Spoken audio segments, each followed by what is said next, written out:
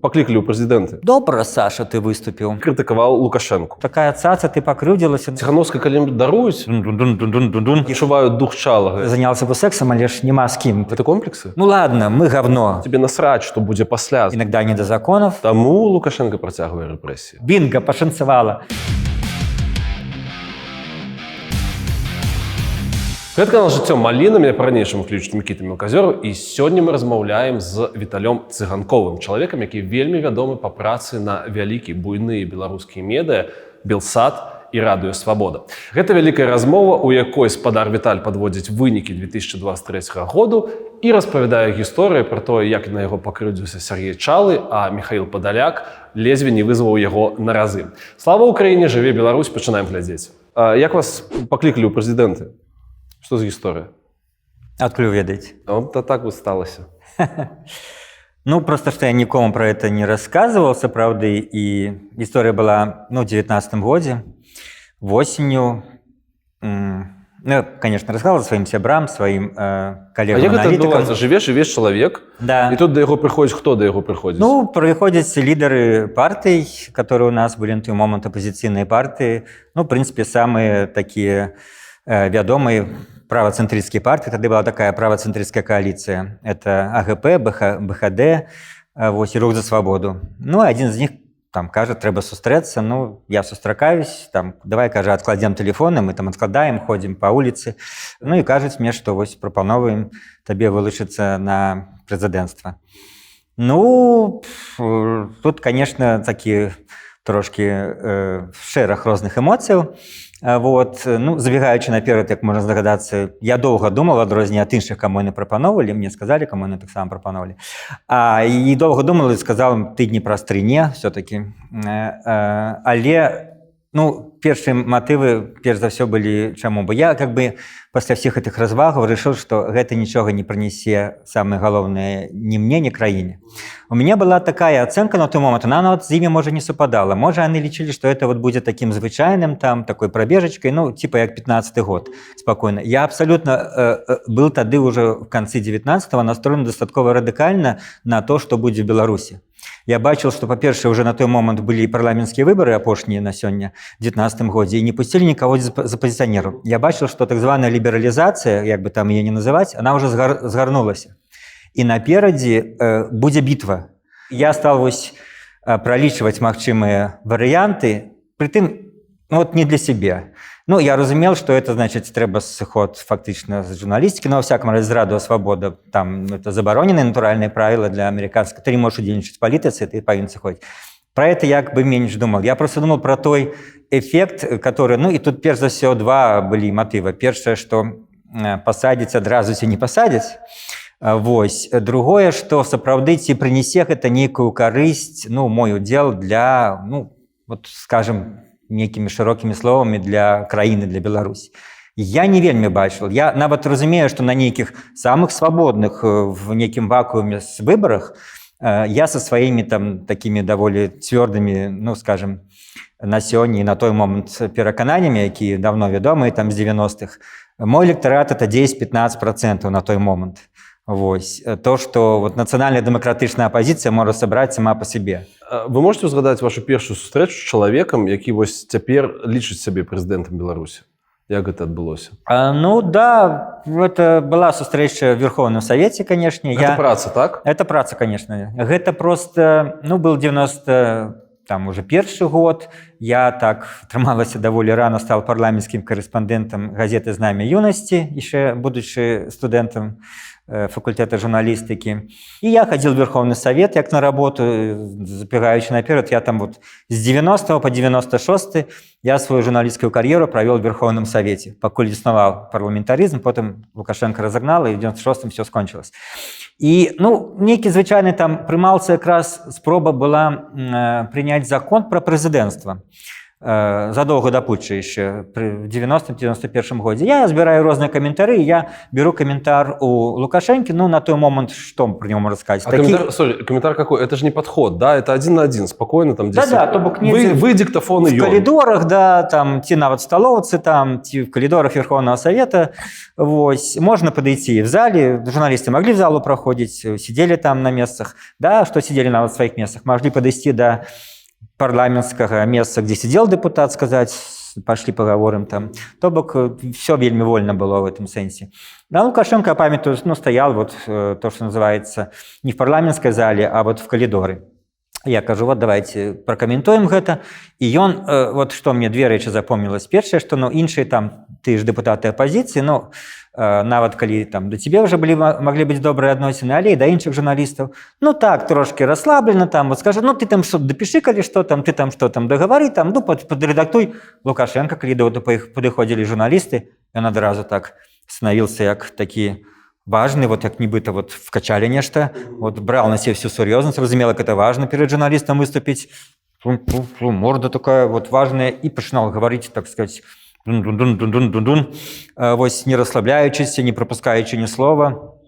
То бок тады уже он был вельмі настроены на вынік працы з журналістамі. І я его взял гэта інтэрв'ю абсолютно там спокойно. Ён тады был, ну, популістска-дэмакратычны депутат, который там выступал, про все критиковал урад Кебіча, по многих пытаниях был, так сказать, супадал с оппозицией БНФ по многих, ну, не был в оппозиции БНФ, але критиковал улады разом с БНФ. И вот он мне говорит про это, что это нехороший закон про президентство, его нельзя вводить, это диктатура, не треба нам в Беларуси президентство, там все такое. 90, початок 91 года. Вот, ни за что, это все наступ диктатуры. И я просто отчул, вот, ну, абсолютно ничего не маючи до этого человека, ничего. Яка от его идет такая вот злобная, негативная энергия. Мне это уразило, бо мы нават не контактовали. Это одразу вы отчулись, уже пасля? Не, в момент этого интервью. Вот, менавіта, не маючи ніяких до его негативных пачуццяў, як да звычайнага там депутата, популіста, якіх было много. И я адчуў, наколькі вот ён такі, ну, вот, может быть, слово «злобный» правильно будзе, наколькі он з его прэ такая вось негативная энергия, ненависть до того, что он говорит. И меня это уразило, и я с той поры до его не подходил. Конечно, после этого я бывала на пресс-конференциях, ну, в середине 90-х, как его обрали президентом. И он приходил нам в «Звезду», где я працавал, это державная газета «Звезда». Слушай, мне, конечно, сподобалось, вось зараз, калі ты, напрыклад, толькі-толькі пачынаеш знаёміцца з беларускай палітыкай, і ты читаешь, что на пресс-конференцию прямая линия гэта была у «Звязде», да. И он пришел с Федутом, да. И Цапкалом. Да, зараз. Ну, вот это была его команда. Я, дарэчы, ну, в розныя гады, калі... Ну, там была и Гончар, и Булахов, но это были, конечно, больше особы, але, ну, не знаю, ці это правильно говорить, это будзе маім трошки таким, может быть, асабістым, ну, перабольшаннем, но мне здаецца, хтось з гэтым пагадзіцца, што вось все-таки многие члены той команды Лукашенко 94 года, яны маюць нешта агульнае. Тым ліку і зараз, которые, так сказать, лідары дэмакратычных меркаванняў. Гэта вот такое, ну, трошки такі эгоцентризм, нежаданне играть в команде, это вот такое, ну, скажем, заклопоченность на себе, это пэўная нават, ну, скажем, такая конфликтность, скандальность. Ну, кого не возьми, ну, 90%, ну, вот и кого вы перелічили, и того, кого не перелічили, это вот такое было об'яднанне. Вот я таких... адчуваю дух чалага, які летае вакол. Безумоўна, адпавядае абсолютно гэтай маёй характарыстыцы. Вось. Я не кажу про погляды, погляды могут быть самые правильные, там, демократичные, я кажу про асабістую якасць. Вот по асабістых якасцях это собрались вот такие люди в команде Лукашенко. И, ну, нельзя казаць там про Александра Осиповича, які зараз за кратами, ну, але таксама ён доўгія, Федуту я маю на ўвазе, доўгія гады, но вылучался тем, что он довольно резко выказывался там про коллегу, писал артикулы, там, раздумал конфликты, но особливо нейкія, может быть, першие гады. Лукашенко, вы критиковали Лукашенко, и Лукашенко вас узгадывал. Ну, было такое. За что вы его критиковали? Ну, я уже не помню, но просто это смех у тым, что я могу там... Ну, вы любите написать, что я перший журналист, який критиковал... Часто я это писал? Ну, двойчы было. Я перший журналист, який критиковал Лукашенко. Ну, аб'ектыўна так, паколькі такая сітуацыя была, в чым была іронія, што БНФ як сапраўдная там дэмакратычная праеўрапейская апазіцыя, яны пасля прыхода да ўлады Лукашэнкі в 94 годзе аб'явілі 100 дзён. 100 дзён без крытыкі. Вот так, як это в еўрапейскіх парламентах прынята, мы першыя 100 дзён Лукашенко не крытыкуем. Ну, а я журналист сам по себе незалежны, БНФ не выходжу, з чего бы хоць блізак ім, конечно, быў все жыццё ідэйна, асабліва тады в 90-е. Я его крытыкаваў, і ну, сапраўды было вот так же Лукашенко выходзіць там, ну і пасля нейкага выступаў в тых же нейкі подход, коридорах, да, подход, который там, ну, еще было там літаральна, ну, у Шишкевича было 2 ахоўніка, там, ну, у Лукашенкі першые там год таксама было там 2-3 чалавека, калі яго не больш стаяла там падыход, і журналісты так літаральна, ну, вельмі блізка стаяць, да, на дотык могуць нават там доткнуться, там что-то в руку взять, пытать, и вот так было магчыма в пачатку 94-го. Якая краіна была. Да, ну, и я стою там, и он кажа, ну, там что-то ему кажуць про крытыку, он кажа, да нет, меня пакуль, слава богу, шкадуюць, я не бачу, каб журналісты мяне там крытыкавалі, есть только один такі в «Звезде», и так на мне такі позірк, а я там стою сбоку, Цыганков, вот он меня весь час крытыкуе, вось, несправедліва, ну, он один такі, а астатні меня пакуль, так сказать, нормально да мне ставится. Но это літаральна было праз месяц, можа, пасля абрання, в жніўні. Вы казалі, што ён, ну, пры гэтым ён нешта там спраўджваў, то бок, што ў яго была нейкая інфармацыя? Нет, это іншае. Это было, калі мы хадзілі на прэс-канферэнцыі да яго, так. І я задаю нейкае пытанне там, і ён так бере паузу, і перш чым адказаць, бачу, гартае нейкія лістовкі, ну, напэўна, лістікі, сапроводиловка там про мяне. Ну, что же, Виталий, меня обвинувачиваете в агрессивности, а сами вот вы так про меня агрессивно пишете, такие вот нехорошие уживаете выразы. Вось. Ну, можа, он просто гартал мои публикации, а можа, там была нейкая, там, не знаю, асабістая, там, дакладная на мяне. Тут я не могу сказать. Гэта про что? Про комплексы, про крыўды, про... Не, ну, это, я думаю, як бы, его вот менавіта такі, ну, стыль, дзе на кожного чалавека, з якім ён размаўляе, думаю, абавязкова у яго ёсць папачка на любого журналіста, якая максімальна магчыма, якую ему даюць спецслужбы. Ён рыхтуецца, вот як тое, што я згадаў з самым пачатку, да, што яшчэ будучы звычайным дэпутатам, ён перад журналістам адразу взял серьезный тон, хоть до этого, может, ел мелкую булочку, там, а тут одразу, что это серьезная речь. Тому все пресс-конференции, он вот так вот, ну, мы адчувалі, што да кожнага з нас ён падрыхтаваны, і гэта ж его ёсць такі, ну, матыў там, ну, вот прэс-канферэнцыі ён да мяне нічога не ўжываў, такога, можа, не знайшоў, але кожны раз, да, там, некага заходняга ці беларускага журналіста, типа, а ты там чаму, а што у вас там? Ну, то бок, ведаючы нейкія факты біяграфіі, ці проста, калі не ведае біяграфію, то западнаму журналісту там, а вы чаму там на Ірак напалі? Ну, нібыта гэты брытанскі там ці амерыканскі журналіст павінен зараз адказваць, чаму там ЗША мелі нейкую там аперацыю в Іраку. Это вот такая манера там перакінуць адразу мосцік, каб чалавек пачаў там адчуваць сябе вінаватым за сваю краіну ці за сваё СМІ. Яго вось гэтая барацьба з беларускай мовай, гэта комплексы? Его галоўныя палітычныя апаненты у пачатку ягонай кар'еры в якасці кіраўніка Беларусі быў БНФ, беларускамоўныя з БНФ.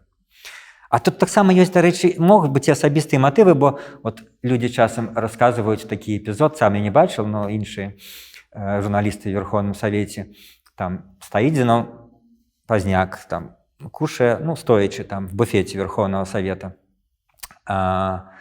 и проходит побач там Лукашенко, ну, может, подыходить до этого столика, ці там до суседнего, и Зиновий Станиславович ему каже: «Добра, Саша, ты выступил, протягивай в тым же духу, добра выступил». И как бы гэта нічога, ну, как бы кепскага, ну, ведаючы все, скажем, интонации, может быть, специфику особы Пазняка и специфику особы Лукашэнкі, натуральна, што ён это ўспрымаў як, ну, нейкую пахвалу зверху барына да яго такога нехламяжага калхозніка. А ён тады ўжо лічыў, што ён-то стане. Вот тады, калі мы говорили про это, маё запіс яго меркавання пра прэзідэнцтва. Ён тады ўжо думаў пра прэзідэнцтва в 90-м годзе, я ўпэўнены, я это адчуў в тым жа невялікім каментары, бо ён кажа, прэзідэнцтва не трэба, бо там яны хочуць прызначаць в Верховным Савеце, а прэзідэнт павінен выбірацца народам, а гэта будзе дыктатура, калі яны хочуць яго прызначыць. Я тады ўжо адчуў, па-першае, негатыўнасць, па-другое, то, што ён сам хоча быць прэзідэнтам. Мне тады страшнавата стала. Так вось, ну, і плюс нейкі вот такі, можа быць, асабістыя, што ён, ну, не был адзіночкай, яго асабліва, ну і там БНФ, ён адчуваў, што калі ён прыйдзе в эту ВНФ, то ён не будзе там лідарам. І потым там нейкую іншую структуру, там, напрыклад, пасля 91-го камуністы за дэмакратыю, там такая ўтварылася в Верховным Савеце. Таксама там было некалькі сустаршынь, а не ён адзін.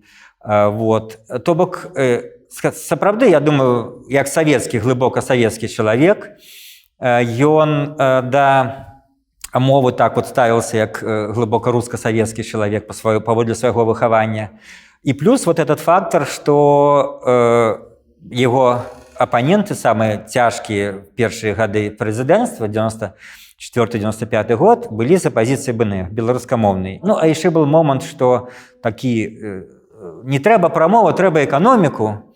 Ён гэтым самым себе як бы показывал, что ён клапоціцца пра колбасу, образно кажучи, ён клапоціцца пра народ, а гэтые вот БНФовцы, им бы только вот мова, хотя все это, конечно, БНФ там столько законопроектов про экономику придумлял, про социальные проблемы, там, что за угодно, мова они поднимали не так уже и часто. Дозвольте мне про БНФ запытать. Это была наша размова перед записом. Вы звярнули увагу на наше інтэрв'ю з Зяноном Станіславовичем. І пытанне наконт, каго вы можете назваць сярод апазіцыйных палітыкаў яшчэ, ну, цікавых вам. І ён нічога не сказаў. Чаму гэта важны момант? Ну, по мне это показывает, ну, вставление Зенона Пазняка до астатніх апозіцыйных палітыкаў.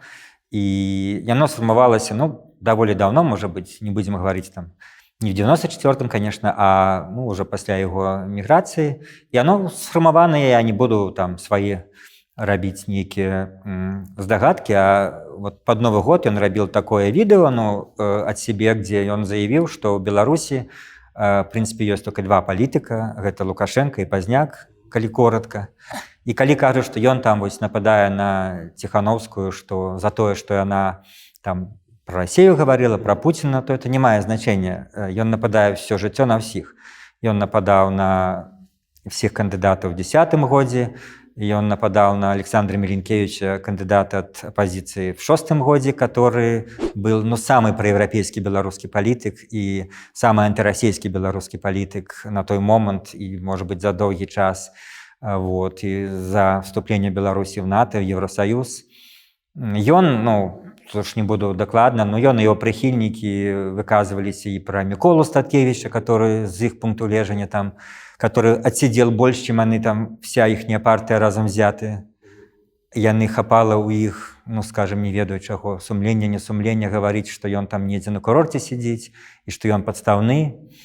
Яны нападали и ён асабіста на Змітра Дашкевича за то, что той посмел неяк абараняць Курапаты по-свойму, а не так, как хотелось гэта КХП БНФ. Это таксама нешта про самотность? Я не знаю, я же скажу, я не психолог. Я оцениваю публичные заявы, и я их вам раскладаю. Публичные заявы кажуць про то, что политика Пазняка, ну, во всяком разе, года з 2000-го, она была заўсёды аднолькавая. Топить тых в демократичном руху, кто как-то высовывается, становится лидером, высовывается выше, за его называть их здрадниками, маргиналами, незалежно от их позиции, незалежно от их дзеянняў, незалежно от колькасці ихних адсидок, незалежно от их ставлення до России, белорусской мовы и Евросоюза. Эта политика заўсёды была аднолькавая. Вот то, что абсолютно, ну, не трэба доказывать, то, что, ну, абсолютный факт. Простое, что вы гуляли в футбол. Я так разумею, что вы пересекалися з депутатами ці ні? З Лукашенком вы не гуляли в футбол? Але з улікам гэтага досведа давайте складзем зборную. Футбольную. 11 чалавекаў, палітыкаў, якіх вы сустракалі за сваё жыццё, з кім бы вы пашлі гуляць? Ну, давайте так. Я и гулял переважно в такие футбол мини, что называется, на 6, на гандбольные ворота. Так что мы зробим 6. Давайте. 11 мы не назбираем, напевно, столькі. На браму я поставил бы Павла Северынца. Ён самый надзейны, ён будзе стаяць до конца, ён ніколі не адступіць, ён не уцяше. У оборону, напэўна, берем два чалавекі. Я поставил бы Владимира Некляева и Станислава Шашкевича. Яны будуць абараняць нашы каштоўнасці, яны будуць не пускаць ворагаў. Вось. Ну, яны такія абаронцы не грубыя, мягкие разом с тем, принциповые. Но в полобороне, я думаю, мы не можем обминуть Светлану Тихановскую. Она полоборонца, она, так сказать, центристка. И она и будет как бы не давать команде занадто бегче наперед, и не будем, может быть, давать занадто глубоко отступать. Вот на футбольном поле Максима в этом ее роля. Другого полабаронца, які будзе раздаваць пасы, які будзе камандаваць, скажем, камбінацыйнай гульнёй, напэўна, Александр Меленкевич. Ён бы кіраваў камандным арганізмам, ён бы стабілізаваў добрую атмасферу ў камандзе. Вось, ён был бы там. Ну и нападение возьмем, так сказать, сучасного, молодого с пункту гледжання палітыкі Павел Латушка. Ён будзе нападаць, ён будзе бегаць з правага фланга на левы фланг, паколькі ён адзін нападаючы. Вось, ён будзе забегаць в офсайд. Ну, ён будзе добрым нападаючым, я спадзяюся. Окей, глядзіце, гэта такой фантазійны варыянт. Пры гэтым вы гулялі ў футбол, і наколькі я ведаю, што, напрыклад, калегі вашы, Романчук, сапраўды добра гуляў у футбол. Каго вы яшчэ можете назваць? Лібецька, я ведаю, што гэта заўсёды было добра. Я гуляў в этой кампаніі, скажем, каля АГПшнай, там, ну, Аб'яднаная грамадзянская партыя, таму свядомых нам публічных асобаў там был так Романчук і Лібецька. Яшчэ в нейкай кампаніі в гэтай і паралельнай трапляўся Михаил Подоляк, які зараз вядомы як дарадца прэзідэнта Зеленскага. У вас быў канфлікт нейкі з ім? Так, было один раз. Ну, я пришел в некую новую кампанию, где он гулял вот не с гэтымі партыйцамі, а с журналистами. И, ну, я его ведаў твар, як тады даволі прыкметнага журналиста. Дарэчы, хто там цікавіўся ў біяграфіі, могуць сказаць, што журналіст был такі спецыфічны, даволі сам інтэрв'ю казаў, што ён такі, хто заплаціць, того і будзе працаваць. Он працаваў і в газеце там Андрея Климова, і в Народнай волі, в розных выданнях самых розных накіраванасцяў. Але, ну, я прыйшоў на гра і бачу, ён там весь час, ну, скажем так, рычыць, там, выказваецца на адрес іншых футболістаў, а это паважаныя людзі, там, ну, немаладые журналисты уже, так, журналистская суполка была, вокруг Белопана. И я так бегал, а я не помню, в моей команде, ну, мне здаецца, не в моей. Я ему некий момент кажу, что ты робишь, что ты на поважаных людей там рот открываешь, закрой пасть. Он так опешил, а потом там праз некалькі хвилин там знову бегаем. Он, ну ты знаешь, что я такие? Да ты на кого полез? Да ты знаешь, что я такие? Я кажу, кто? Ну пошли разберемся, кто ты такие. И он тут снова опешил, так сказать, и не пошел, и только еще уже там, еще, да ты на кого, да ты не ведаешь, на кого ты полез там. Ну вот и на этом все закончилось.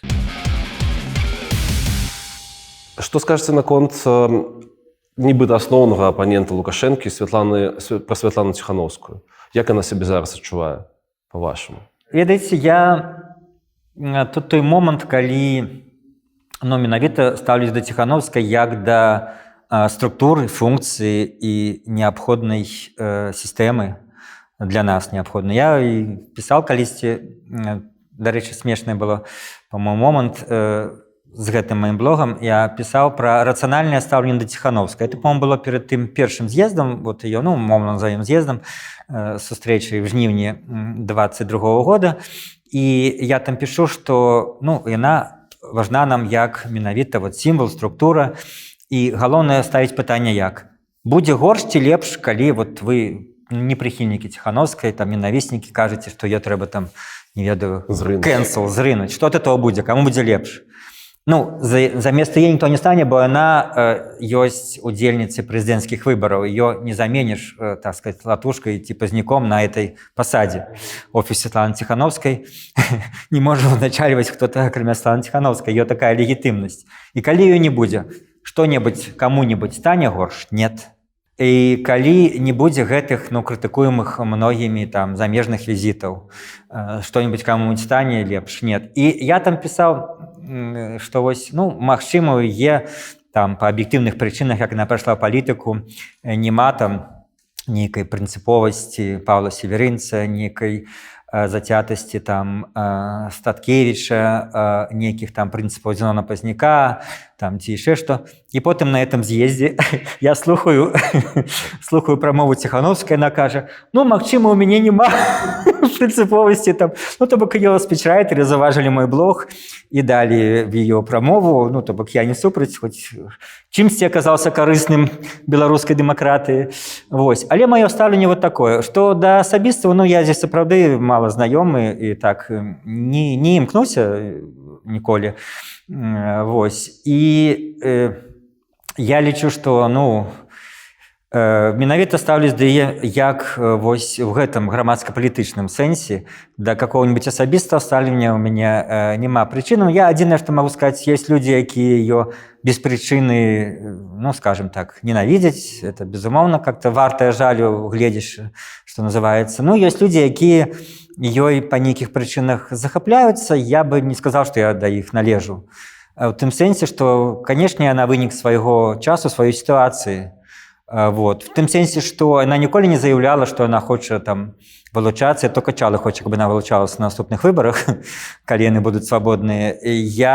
Она сама заяўляла, што не хоча. Я магу цвёрда сказаць, што калі в свабоднай Беларусі, можа быць, яна будзе вылучацца, то, мне здаецца, у мяне будзе нейкі іншы кандыдат. Я думаю, у нас много палітыкаў, якія вот менавіта прозвішча, якія назвал, да просьма іншых, ну, якія больш в палітыцы вопытныя і маюць больш такія, ну, скажем, трывалыя, зацятыя якасці. Але, ну, в гэтым як бы я хочу сказаць, што, ну, абсалютна маю і сімпатыю, і то, што все кажуць, што яна расце, это, безумоўна, можна заўважыць, і это, безумоўна, варта канстатаваць, но ў пэўным сэнсе я все-таки, калі вы ж там персанальна пытаецеся пра стаўленне, я лічу, што в значнай ступені её дзейнасць – это вынік добрай працы яе каманды.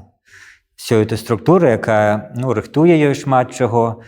А калі, ну, бывалі её асабістыя там інтэрв'ю, асабліва в пачатку её, скажем так, палітычнай дзейнасці, ну, не заўсёды яны былі надта яркія і ўдалыя, скажем шчыра так. Окей, падзенне папулярнасці Ціхановскай вы называеце, ну, цалкам нармалёвым і адэкватным. То бок, чаму? Ну, это як, нема за вакном надвор'е, як варшавскае, ці менскае, ці віленскае надвор'е, так? Аднолькава херовае, да? Мы её называем нармалёвым в тым сэнсе, што не будзе ў нас тут як Каліфорнія, да? Але мы з гэтым жывем, з такім надвор'ем. В Менску, в Вільні, Варшаве. Не то, чтобы нам это подобалось. Так и в этом сенсе. Конечно, мне это как бы не подобаецца, но я, да, пісал яшчэ, напэўна, пасля першага вот её з'езда ў 22-м годзе, што гэта будзе, падзенне папулярнасці, будзе незалежна ад таго, што бы яна не рабіла. Ну, калі яна не скіне рэжым, конечно, браць в гэтым сэнсе, калі будзе ўсё працягвацца як так, гэта, ну, непрыемная, але, на жаль, аб'ектыўная рэч. Вось, паколькі, ну, некая хваля, яна не можа працягвацца доўга.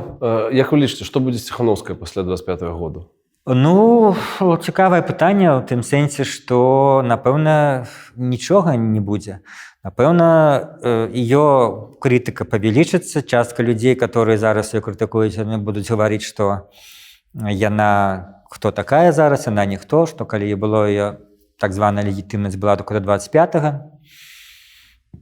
Ну, але, я думаю, частка её каманды працягне гаварыць, што это нічого не мяняе. Натуральна, што мы не можам зараз правесці выбары сярод беларусаў, ні в Беларусі, ні за межамі там толковых, таму паколькі это нет, то все застаецца так, і, відаць, большасць заходніх партнераў таксама это ўспрыме. Вось такі, скажем, может быть, не самый весёлый сцэнарый, аб'ектыўны. Но заходні партнеры, наколькі я разумею, вельмі, мне падаецца, маюць вельмі добрую асацыяцыю, што вот прадстаўнік беларусаў гэта вось яна. Гэта, ну, дапаможа ёй далей працаваць? Захад, ну, мне такое нават ёсць, ну, даволі сумнае, можа быць, прагназаванне, што і на фоне гэтага, ну, скажем, аспекта 25-го года, і на фоне всего астатняго, магчыма, узровень яе кантактаў таксама можа на нейкую прыступку зменшыцца. Окей, а Тихановская у США 2021 год и Тихановская у США конец 2023 года. У чым розніца? Ну, рознічаем в навізне, канешне. Тады гэта, калі не памыляюся, Байден. И печеньки. Да, і печенькі. Зараз это зусім не Байден. Вось вам і розніца, яна аб'ектыўна не тым, што сталі как бы горш ставіцца, а в тым, што, ну, што вам можа нова Байден сказаць, для во што вам з ёй сустракацца. Ну, все, што трэба, мы сказалі, што все, што трэба, мы робім там, типа падтрымліваем, але, ну, скажем, новы прыезд, ён не азначае, што как-то беларуская тэма ўскалыхнуліся на тое, што на момант запісу нашага эфіру няма такога великого інтарэса і у амерыканскай прэсы. Ну, гэта зразумела, і Украіна, і Ізраіль у нас на свеце хапае праблем без Беларусі. І, дарэчы, калі кажуць там, што вот, маўляў, некаторыя там украінская вайна перабіла там беларускую тэму, ну, трэба нагадаць, што прайшло там 1,5 гады ад нашага жніўня 20-го да лютага 22-го. І 1,5 гады мы былі сапраўды адным з пікаў міжнароднай тэматыкі. Гэта вельмі рэдка бывае ў Беларусі. Немагчыма, што такое. Просто ёсць людзі, кажуць, вот нам зноў не пашанцавала. Ну, ясна, што за 1,5 гады нешта такое здарыцца, што адсуне беларускую тэму. Вось, з першых палос. І гэта натуральна было б чакаць. Там в Ізраілі раз в 5 гадоў нешта такое здараецца, новая вайна. Так што в дадзеным выпадку гэта дастаткова натуральна. Ну, але тыя працэсы, пра якія я сказаў, можа быць зменшэнне інтарэсу, можа быць нават зменшэнне нейкага ўзроўню розных відаў дапамогі ад палітычнай да матэрыяльнай. Гэта таксама можа быць, мне здаецца. Тихановская калі даруюць за мудрага Пуціна? Які это был контекст? Это был верасень 2020 года. Так. Калі яны думалі, і многія тады думалі, што Путін будзе спрыяць адыходу Лукашэнкі. Так. Ну, а што, мы не хацелі адыход Лукашэнкі? Безумоўна, просто спецыфіка такая, што кантэкст ніхто не ўзгадывае. Цяпер уже не ўзгадваюць. Я бы тут зараз... И это база как бы проблем такую... Тихановской у накірунку Украины. Да, такую, как бы это сказать, рояль в кустах бы достал и читал бы, что говорил Уинстон Черчилль про Гитлера до 1939 года. Поважанный там канцлер Адольф, там вы там падтрымкай немецкого народа, вы там вот все ожидаю, каб наши адносіны там... Ну, до войны так было, трэба было ладзіць, і ён больш за тое, не хацеў там пагаршэння адносін на вайны. Карацей, гэта в палітыцы так нередка бывае, калі... Меркаванні мяняюцца. Не то, што меркаванні мяняюцца. Калі ёсць такая сітуацыя, я, дарэчы, тады ж верасні пісаў такі даволі гучны был блог, што вот вы можете спадзявацца там на Расію ці на расійскую грамадскую думку. Это было так, што 3 гады таму у гэты дзень я напісаў допіс, дзе тлумачыў, чаму нашым новым палітыкам у дужках няма ніякага сэнсу метаць бісер таксама ў дужках перад расійскім грамадствам. Ужо нічога не зробіш. Як мне тады было відавочна, Расія, не Кремль, а социум ужо скончыла сваю эвалюцыю і пераўтварылася ў тое, што прывяло да вайны і падтрымкі яе большасці расійскага грамадства. Ну так, я прывозіў тады социалагічныя дадзеныя, калі пры ўсім тым, што асабліва першыя тыдні расійская прэса даволі, адэкватна апісвала сітуацыю ў Беларусі, там же нават некаторых расійскіх афіцыйных журналістаў тут всіх пабілі там ад 9 до 12 жніўня 2020 года. Вось, потым Лукашенко там Симонян сказал, давайте перевернем эту страницу. Вот. То бок расійская прэса даволі нормально описывала некие першие тыдні гэту ситуацию нашу, и при гэтым что-то только 15-17% по социологии российской на боку протестующих и 55% там, на боку Лукашенко. А патлумачце мне, чаму вы лічыце, што эвалюцыя социума скончана расійскага? Не, на той момант я казаў. А зараз? Зараз она яшчэ пагоршылась. Ведаеце, это ж... Яшчэ больш скончылася. Да, яшчэ больш скончылася, там, калі, не знаю, што был жарт цитату, в той бок, который и привел до войны. Скончылася в бок национально такой шовинистичной, патриотичной шизы. В этом сенсе. Она проходила гады, калі, памятаю, пасля выбораў там другого уже этапа Путина, там, в 12-м годзе, Я пісала просто раю тым ну, расійскім грамадзянам, у каго ёсць ген там еўрапейскасці, дэмакратыі, просто валіць з Расіі в 12-м годзе, не в 14-м, там, не в 20-м. Вось, паколькі ясна было, куды это ўсё ідзе. І я просто лічыла, што ну, в тым допісе сапраўды верасні, по-моему, 20-го, калі вот былі спробы там, ну, я магу іх зразумець, чаму былі эти спробы. Першае, трэба спрабаваць все, но я разумел, што это не мае ніякага сэнсу. Не адгукнецца, так сказать, Кремль ні на які там мудрого Путіна, ні на які заісківанні ці ні на які рацыянальныя тлумачэнні, чаму яму Кремлю, так сказать, выгодно посунуть Лукашенко. Это ж не то, что там политики, там куча политологов казали, что все уже вырашено, что Кремль настоит на тым, каб Лукашенко провел, ну, так званую конституционную реформу, выніку якой не стане президента, а стане, скажем, такая палата представников, якой будет моцная пророссийская фракция. Я думаю, ну что... Разумные социологи и политологи наши про это говорили. Я думаю, боже, ну нафига им мець справу з нейкімі малакіруемым парламентам, з нейкімі рознымі фракцыямі? Па-першае, это адкрыецца все і з'явяцца новыя магчымасці. Я кажу, дай Боже, каб это было. Паколькі ну не все адразу, нельга адразу чакаць ідэальнай дэмакратыі Беларусі. Хай бы спачатку вот была одна мэта, каб сышоў Лукашенко, і многие казалі, вот, а что зменится? Да все зменится, потому что эта аўтарытарная структура трымаецца на гэтым конкретным человеку. Яна дасць трэшчыну ў любым выпадку, хто б не заменил его. Яна пойдуць розныя силы, будуць цягнуць свой бок. Пойдуць розныя там чыноўнікі, сілавікі прарасійскія, празаходнія пачнуць. Все это пачне разламываць сістэму, она не будзе такой железабетоннай, як яна пры яго прысутнасці. Таму на той момант трэба было яго сапраўды скінуць любымі шляхамі, і гэтыя людзі каля Ціханаўскай, напэўна, гэта таксама так лічылі і звяртались тым ліку да Расіі. Тое, што ў нас ёсць, напрыклад, ПКК і Ціханаўская, якія, як вы кажаце, мераюцца канферэнцыямі. Гэта як? Добра, кепска, складана? Ну, гэта як тое ж надвор'е, это аб'ектыўна. І я тут бачу, ну, сапраўды, трэба прызнаць, ёсць перацягванне канату пэўнае паміж структурамі, якія гуртуюцца вакол палка Каліновскага, ці, можа быць, хутчэй, які гуртуюцца, а полк Каліновскага бяруць в якасці сабе, як в якасці такой іконы, шыльды. А хто супраць палка Каліновскага? А што, вы? Офіс Ціханаўскага супраць палка Каліновскага? Як вы смееце? Ну, то бок, я таксама, я в жыцці ні разу, все, што я кажу, не хочу ні разу каментаваць там нейкія, ну, спрэчкі паміж рознымі байцамі палка Каліновскага і там кіраўніцтвам. Я не просто слова спрэчнага кепскага не сказаў пра полк, это наши герои, але і іншого нічого не скажу.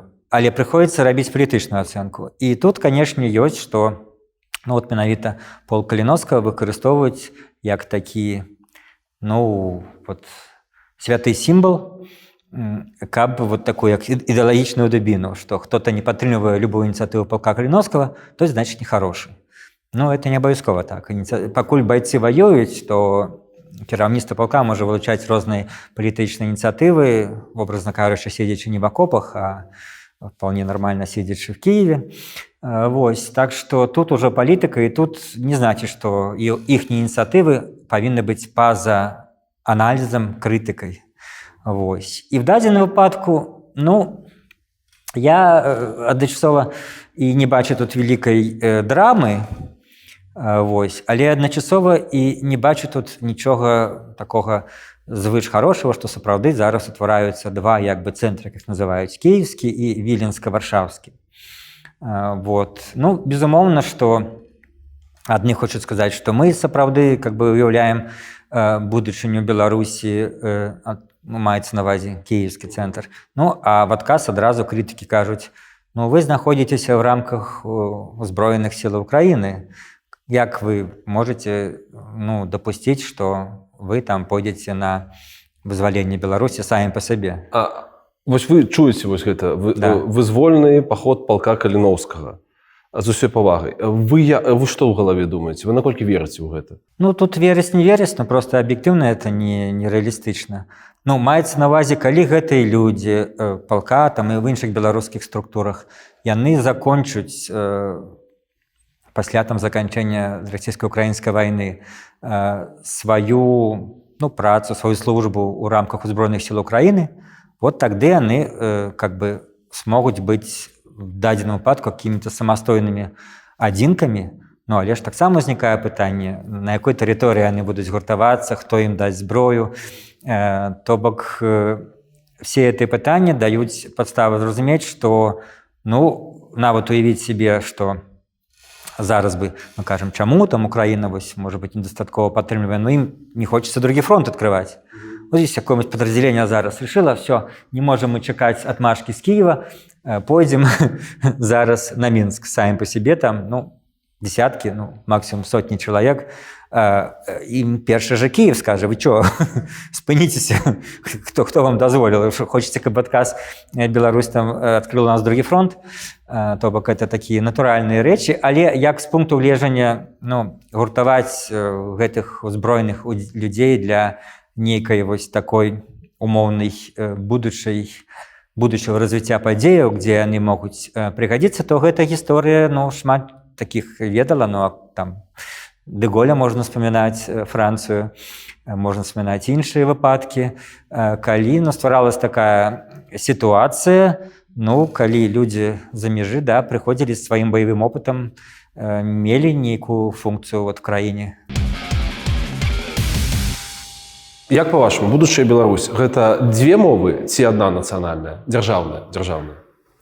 Дзяржаўная, конечно, мне хотелось бы, каб была адна, але в жыцці, безумоўна, будзе як мінімум дзве, але тым больш, тым лепш, в тым сэнсе, што англійская будзе. Вось, я не уяўляю сабе бліжэйшае там дзесяцігоддзе, каб пры самым лепшым развіцці падзеяў руская была выціснута канчаткова беларускай. Мы бачым там Латвію, мы бачым там такія краіны, дзе давно дзяржаўная адна, але руская прыцягвае існаваць. І у нас яна будзе існаваць даволі доўга. Ёй дзяржаўнасць адной беларускай мовы нічым не пагражае існаванню рускай мовы. Это паказвае вопыт, і так і будзе. А як вы рэагуеце, калі людзі кажуць, што там руская мова гэта мой выбар і паважайце яго? Беларусы маецца на ўвазе. Людзі могуць так казаць, но гучыць это з пункту гледжання логікі даволі, скажем, забаўна, калі не сказаць смешна, паколькі вот вы нарадзіліся ў Беларусі, неважна, савецкай там ці в лукашэнкаўскай, ужо акрамя там, можа быць, ранейшых гадоў, уже калі там пасля 70-х, 80-х большасць людзей у Беларусі рускамоўныя, вы нарадзіліся, пашлі ў рускамоўную школу, асабліва калі ў горадзе, потым пайшлі ў рускамоўны інстытут, вы не выбіралі сваю рускую мову. Гэта то, што дало вам грамадства, это все роўна тое, што сказаць: я выбрал быть мужчином. Не берем трансгендерность, берем я народился мужчином, это был мой выбор. Люди это не выбор, это так народили. Так и в Беларуси люди от нараджэння становятся адразу часткай рускамоўнай супольнасці с рускамоўным грамадствам. І гэта не іхні. Вот калі чалавек пачынае там гаварыць по-беларуску, ён уже робіць выбор. Это его свядомы выбор, адкуль і слова свядомыя. Ці калі чалавек там з'ехаў з Расіі пасля рэвалюцыі і во Францыі там праз 3 пакалення трымаў в сям'і сваю рускую мову і гаварыў там па-руску, вот это ягоны выбор.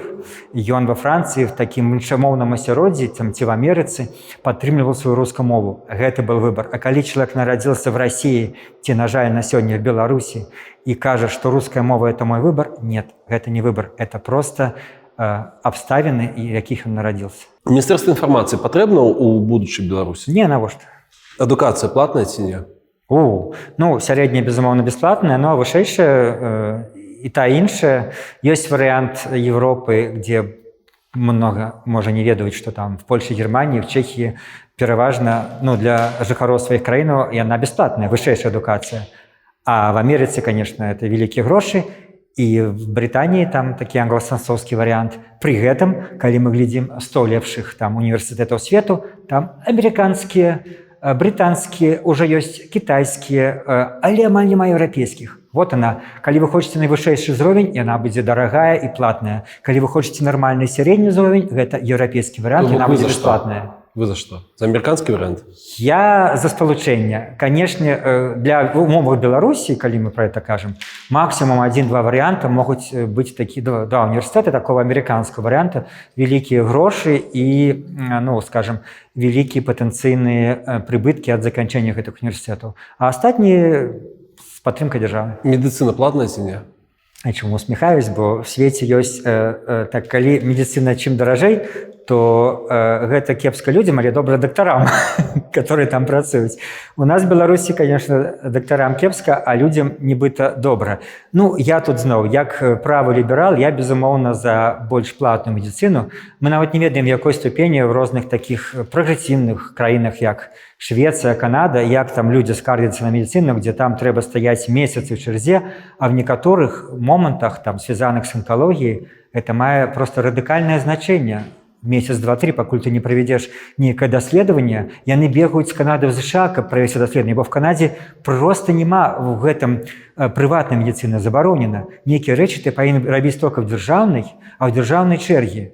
І гэта нейкая, ну, занадта ўжо сацыялізм. Так што я больш за платную, конечно. Легалайз? Так. Што з бухлом рабіць? Трэба его, як это на захадзе робіцца, трошки павялічваць, хаця і беларуская дзяржава гэта робіць.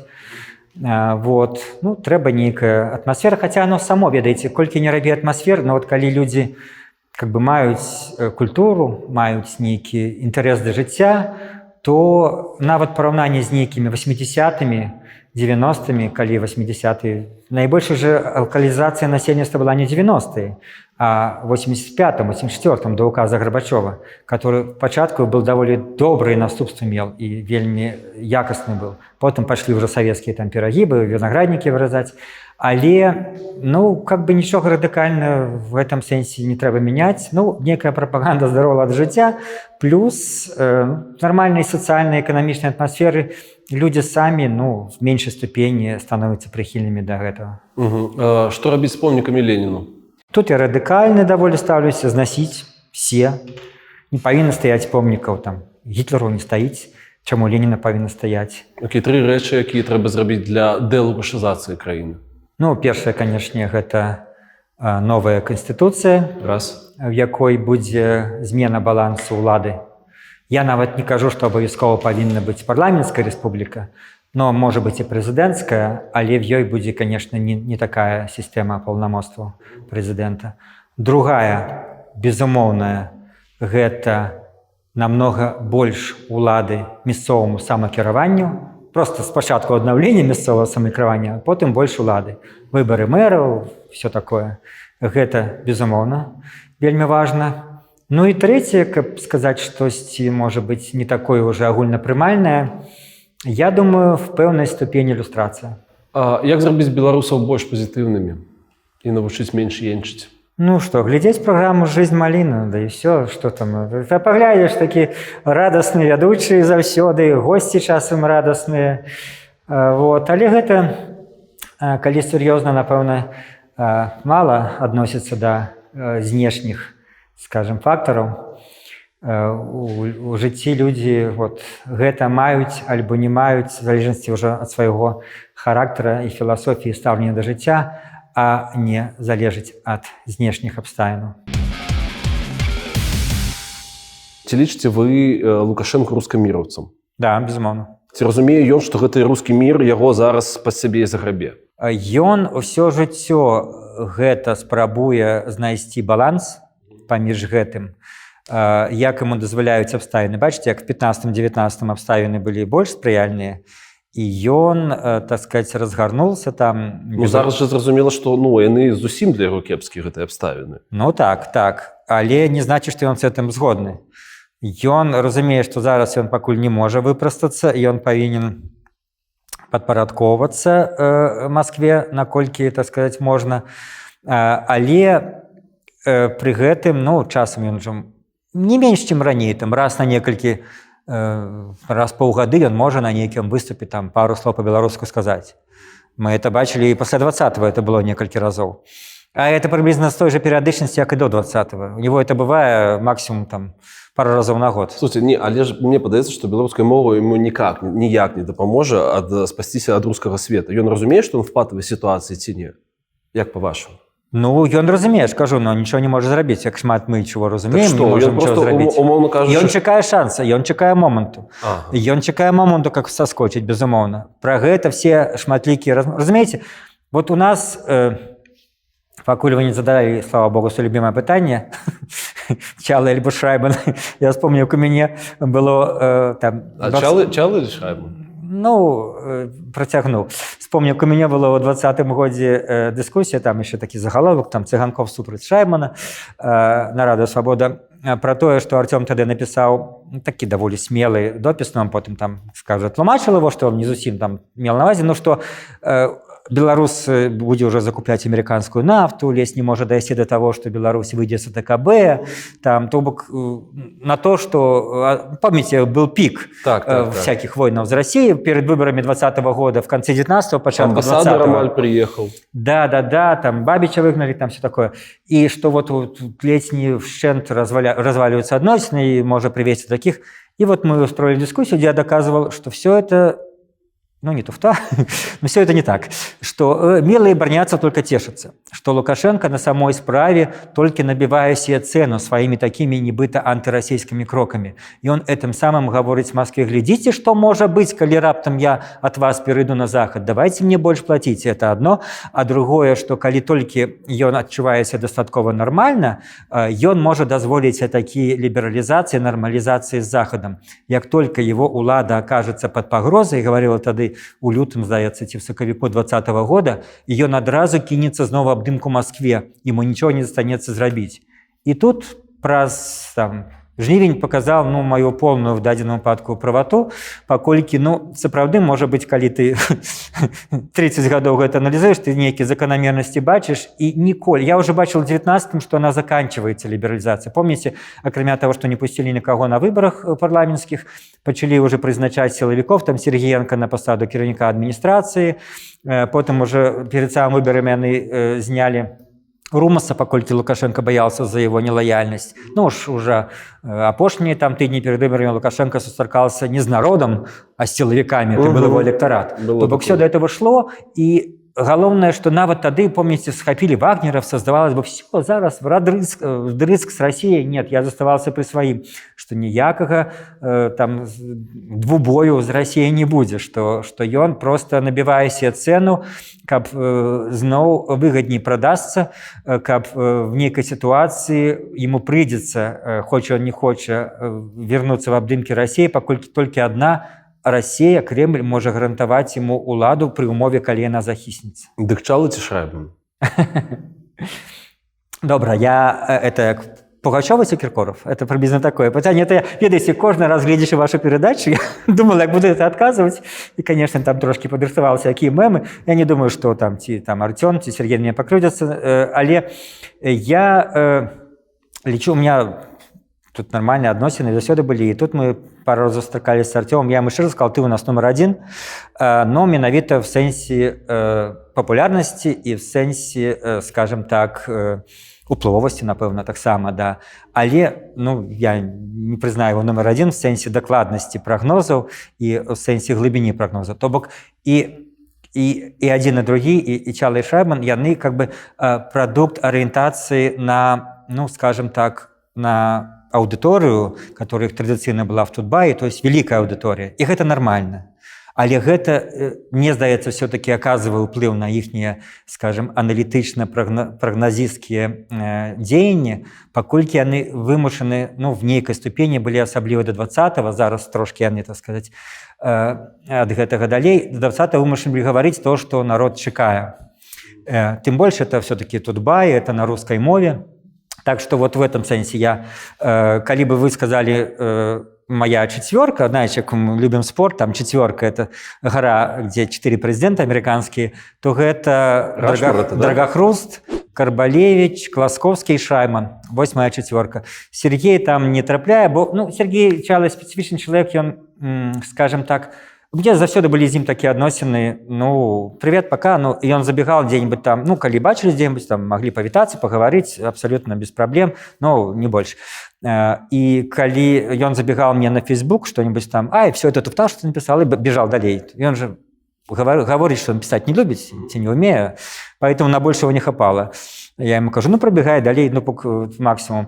Але тут калі ён зрабіў такое, ну тады колькі ўжо было гады 2 назад даволі вядомае інтэрв'ю з Тихановскай, я так его в Фейсбуку довольно так з'едліва обсмеял, но там не было вариантов, там только можно было обсмеять, коли вы памятаете, там оно было довольно забавное, где Чалова было больше, чем Тихановская, конечно, в его стиле. Вот. И он потом приходил на нечто, ну я его где-то бачу на неким концерте, по-моему, Левона, и он меня обыходит. Я говорю, ну ладно, Богу, ну такая цаца, ты покрывдилась на меня, ну боже мой.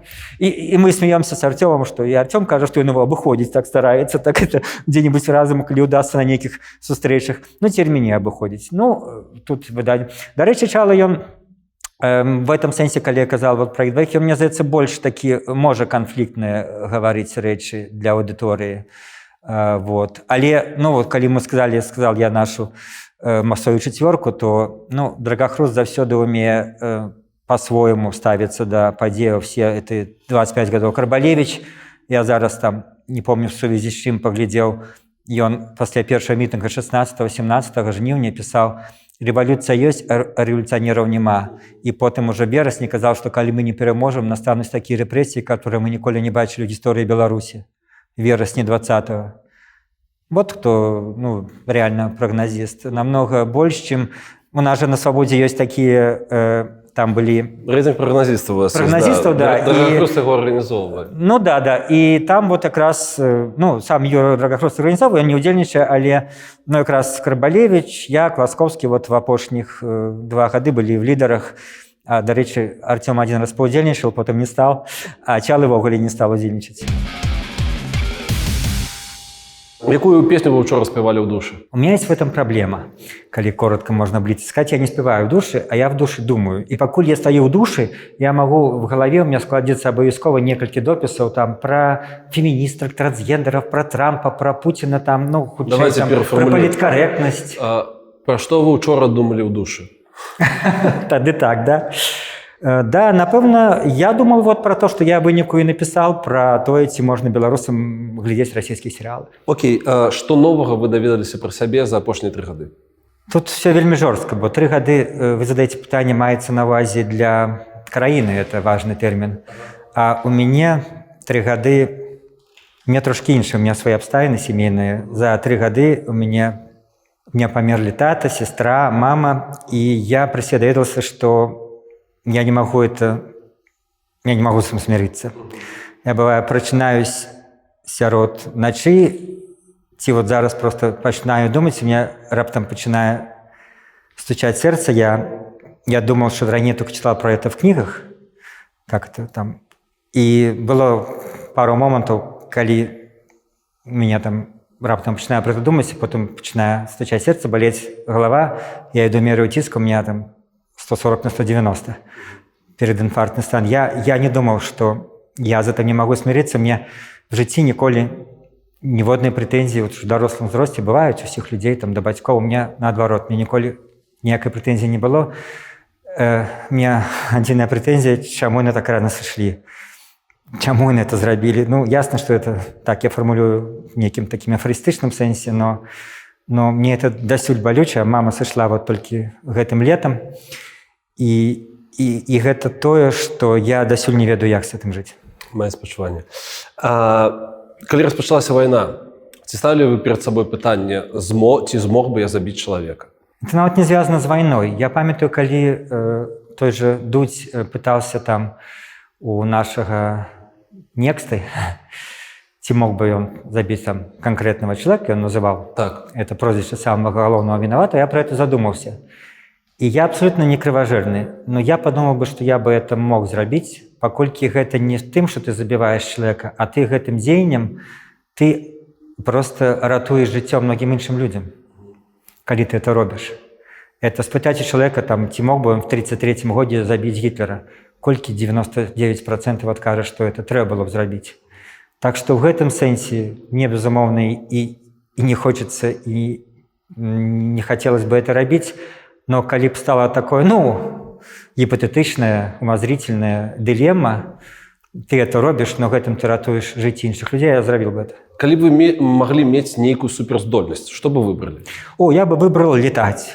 Слухайте, это та суперздольнасць, якая не мяняе раўнавагі ў свеце, бо калі іншую, то мы павінны думаць пра наступствы заўсёды. Ты нешта выбереш, там уменне, там, не ведаю, прапальваць нешта, там, ці чытаць думкі, а як это зменіць той же эфект бабочки, як называецца, зменіць свет. А то, каб я летал, то это свет бы не зменило, просто это было бы прикольно, весело и никому не принесло шкоду. Окей. Вы можете выбраць аднаго гістарычнага персонажа, з якім можна схадзіць на каву і пагаманіць. Каго? Ну, какие варианты? Иисус Христос.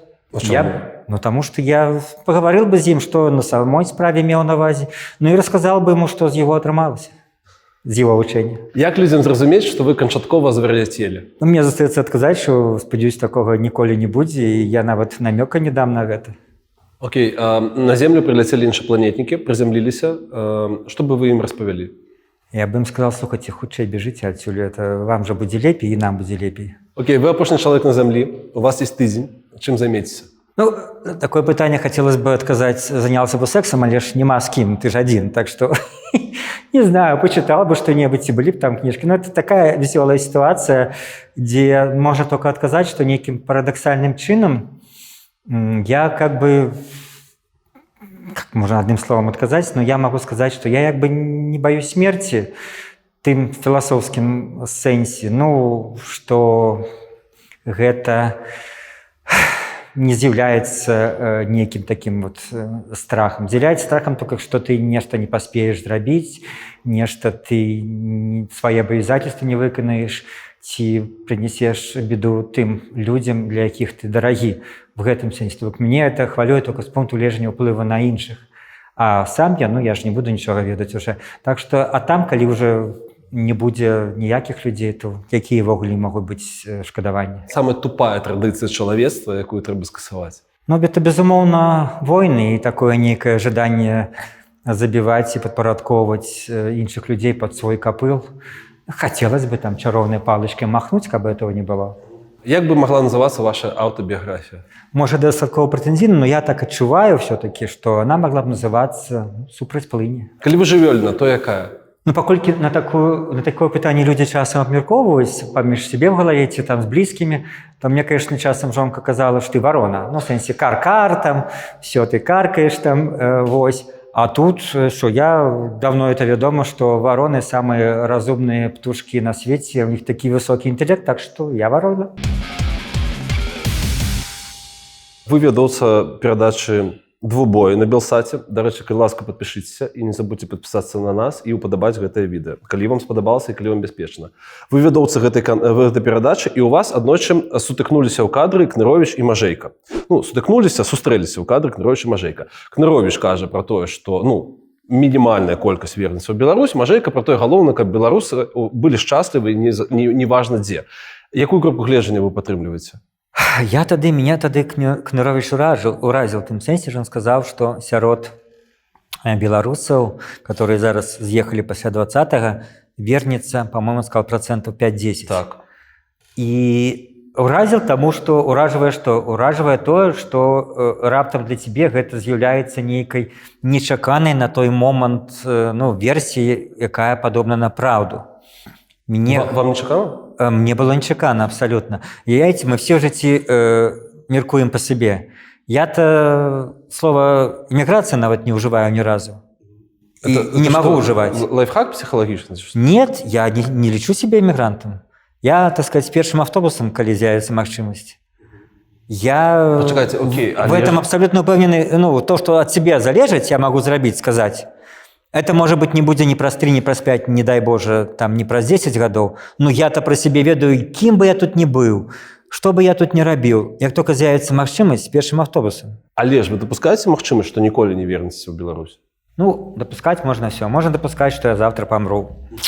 Вот, в этом сенсе я допускаю, но это не является некой моей думкой, которая цісне на меня. Она, конечно, цісне з пункту гледжання того, что, ну, далей может быть в житті, но она не з'являецца нейкім сцэнаром, на які я працую. То бок сцэнар, які я рыхтую, там, что-то раблю для этого, там, буду атрымліваць там некое, не знаю, грамадзянство ці што. Вот нет. Мой сцэнар, ён сцэнар вяртання. Як разгарнецца жыццё, я не могу сказать. И не все в наших сценарах мы можем улічваць, і не все трэба улічваць. Ну, ёсць рэчы, которые нам не падуладныя, і немагчыма все разлічыць, якім бы ты не меў там інтэлект, аналітычныя здольнасці. В дадзеным выпадку есть стаўленне. Маё стаўленне такое, як я сказаў. І я допускаю, да. Ну, я не хочу допускать, реально, я не хочу это допускать. У вас есть нейкія шкадаванні наконт 2020 году? Ну, конечно. Якія? Ну, что так все атрымалася, і в значнай ступені не магло атрымацца па-іншаму, а магло атрымацца па-іншаму толькі в адным варыянце. Ну, Сілавым? да. І абсалютна людзі не хацелі этого, не былі гатовы. Большасць тых, якія выйшлі. І улады Выбачце, то бок вы не пра тое, што ў 2020 годзе трэба было не становіцца на лаўку, а разбіраць яе. Я про это. Я про это не зусім в этом аспекце. Я про это, ведаеце, калі першыя дні былі вот сутыкнення на вуліцах, былі барыкады на Рызе, недалёка ад якой я там жыў, гэта все было, так сказать, страшна, но урыўкі былі інфармацыі вельмі адрывачныя, не было інтэрнэту, мы не ведалі, што дзе. Ну, я сам ходил, помню, иду там по Сурганова на Рыгу, люди оттуль бегут, я кажу, что такое? А, некие химии кинули. То есть проезжала хуткая дапамога, а они тогда имели моду в хуткой дапамозе ездить, и выкинули некое химичное речиво, оно, ну, выбухнуло так, никого не пошкодивши, и просто распустило некий пах, от якого люди стали утекать. Это вот, ведаеце, гэтыя сцены этих вуліц, так з нейкага фільма там про рэвалюцыю, не ведаю, в любой краіне. Людзі там сігналяць з кожнай машыны сцяг, і это там 11-12 гадзін.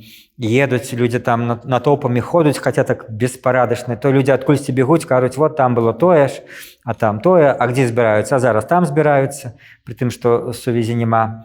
І, ну, это не то, што мне бы хацелася, но я адчуваў, што вот на той момант ўжо развіцця сістэмы, штосьці можа змяніцца, ну, калі вот выпадку, ну, того самого Майдану. То бок, калі вот это много людей выйдзе, ну, я и говорил про это открыто в некой там перадачы нашей свабодаўскай перад незадоўга да выбараў. Калі, па-першае, выйдзе шмат людзей, па-другое, гэтыя людзі не разойдуцца на наступны дзень, а застануцца. Окей, ёсць Валерый Сахашчык, які кажа, што адной з галоўных задачаў сённяшняй там дэмакратычнай супольнасці павінна быць недапушчэнне грамадзянскай вайны. Наколькі яна рэальна, па-вашаму? Ну, я думаю, грамадзянская вайна мала рэальна. Але, што я казаў, ну, пра 20-й, то гэта, ну, я б, скажем, такі варыянт, што мог бы быць, пры які маглі быць іншыя варыянты, такой абсалютна міні-міні-міні грамадзянскай вайны, ну, як, напрыклад, в 91-м Москве, 93-м Москве. То бок, калі бачачы, што людзі не сыходзяць, а іх сотні тысяч недзе застаюцца, то гэта абавязкова прывяло б да, ну, так моя версія, прывяло б да нейкага расколу ўнутры номенклатуры сілавікоў. Бачачы гэта, нейкія сілавікі, як в тым жа нечакана, это адбылося ў 91-м годзе, перайшлі б на бок. І гэта, магчыма, было б, ну, некае, скажем, сутыкненне, як, ну, там же Румыніі Чаўшэску, калі адны часткі там арміі перайшлі на бок народа, другія часткі секурытаты румынскага КДБ застались на баку Чаўшэску, але гэтых было больш пры падтрымцы народа, которому таксама там раздавалі зброю. То бок гэта варыянт страшны, но вельмі міні страшны. То бок выпадку мірных пратэстаў я ўжо там пасля, помните, першы был мітынг Вялікі 16-го, потым 23-го, я ўжо разумел, што, ну, как бы, змены ўлады не будзе. І не значит, что я все лічыў, что конец. Я просто лічыў, что может быть еще один вариант. Может быть вариант геапалітычнай, скажем, нейкай дамовы, калі бы Захад больше актыўна вмешался бы, ну и как бы сказал на великой шахматной дошцы нешта Путину, давайте вы все-таки скажите Лукашенко сыходзіць так, каб не ганебна, а в нейкі там бок, вось, а мы там что-то таксама вам дадим, так сказать, взамен, не ведаю што. І вот я ўжо спадзяваўся, на жаль, не на нашы беларускія вуліцы, а в нейкі момант спадзяваўся вот на гэтую геапалітычную дамову, але рэальна Захад тады не падключыўся абсалютна ніяк. Пару заяваў там, спроба званіць Меркель, да, званіла Лукашенку, ён не адказваў. Але калі б яна там дамовілася з Пуціным, ну, мне здаецца, чаму это не атрымалася, таму што, відаць, тады ўжо 20-м Пуцін у галаве меў на ўвазе Украіну. можа быць вайну з Украінай.